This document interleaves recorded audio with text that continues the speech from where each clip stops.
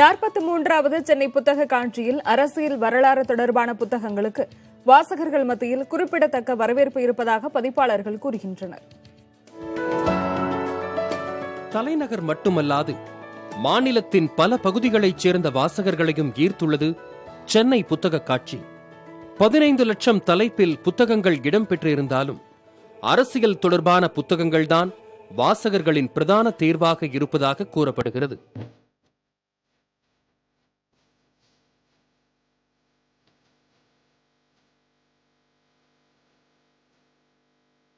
திராவிடம், இடதுசாரி சிந்தனை, தமிழ் தேசியம் மற்றும் வலதுசாரி சிந்தனை தொடர்பான பல நூல்கள் இந்த ஆண்டின் சிறப்பம்சமாக இருக்கின்றன.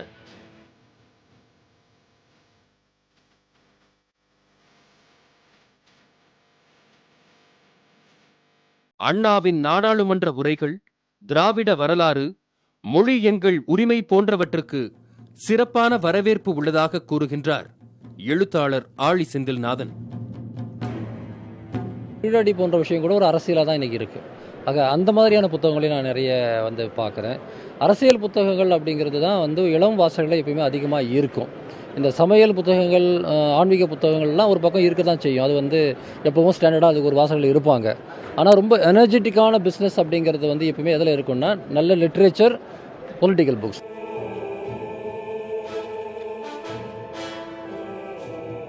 மதவாத அரசியல், கம்யூனிஸ்ட் இயக்கத்தின் நூற்றாண்டு தொடர்பான புத்தகங்களும், சுதந்திர போராட்டத்தில் RSS தொடர்பான புத்தகங்களும் புத்தக காட்சியில் இடம்பெற்றுள்ளன.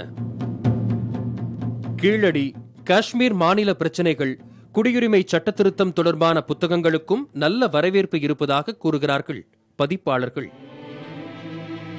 இதில் குறிப்பாக ஒரு 2 வகையான சிக்கல் மக்கள் மத்தியில் ஒரு இது இருக்குது, தெளிவின்மை இருக்குது. அந்த தெளிவின்மையை போக்குற வகையில் இந்த குடியுரிமை சட்ட திருத்தம் 2019 எங்கேருந்து ஆரம்பிச்சது, அது எதற்காக இருக்குது, அது யாருக்கெல்லாம் பயன்பட போகுது அப்படின்னு ரொம்ப விளக்கமான ஒரு புத்தகம் இருக்குது. இப்போ அந்த புத்தகம் நம்ம போட்டிருக்கோம். இதுவும் நிறைய பேர் வாங்கிட்டு படிச்சுட்டு போகிறாங்க.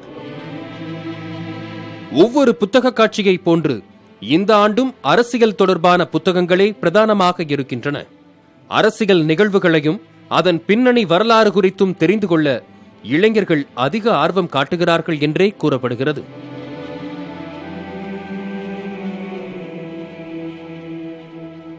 அரசியல் ரீதியான கருத்துக்களை பேசுவதற்கும் விவாதிப்பதற்கும் இளைஞர்களிடையே ஆர்வம் அதிகரித்திருக்கிறது. அந்த வகையில் கருத்தியல் ரீதியான புத்தகங்களை வாங்குவதற்கு வாசகர்களிடையே அதிக அளவுக்கான ஈர்ப்பு இருப்பதாக பதிப்பாளர்கள் தெரிவிக்கின்றனர். புதிய தலைமுறைக்காக ஒளிப்பதிவாளர் ஐயப்பனுடன் ராஜ்குமார்.